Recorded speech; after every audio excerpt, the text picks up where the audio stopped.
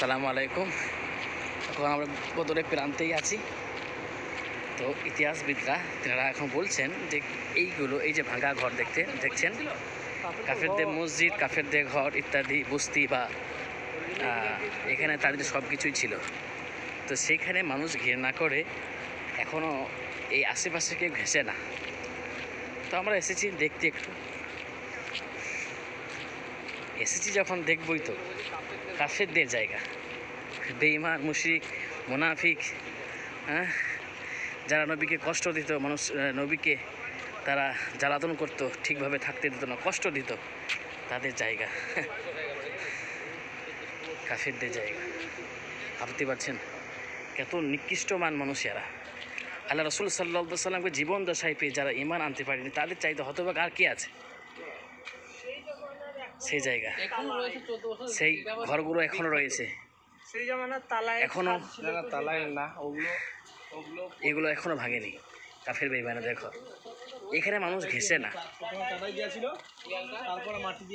কিরকম মানুষ এরা,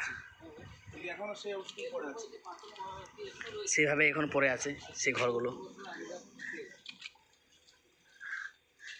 মানুষ ঘেঁষে না এজন্যই যে এখানে কাফের বেঈমানদের ঘর ছিল বলে, এতটুকুই।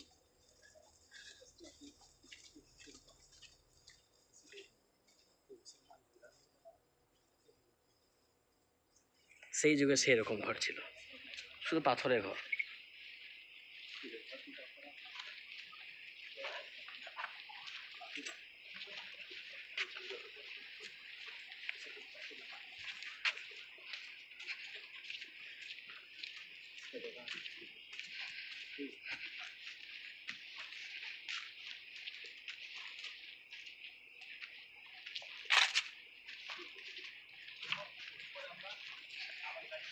আমরা দেখছি এখন এবং আশেপাশে ঘোরার চেষ্টা করছি একটু। 1400 বছর আগেকার ঘর। আল্লাহ রসুল সাল্লাল্লাহু আলাইহি ওয়াসাল্লাম লড়াই করেছে এই কাফের বেঈমানেরা বলে এই জায়গাগুলো এমন অবস্থায় পড়ে আছে যে কোনো মানুষ আজ পর্যন্ত কেউ ইউজ করছে না, ব্যবহার করছে না।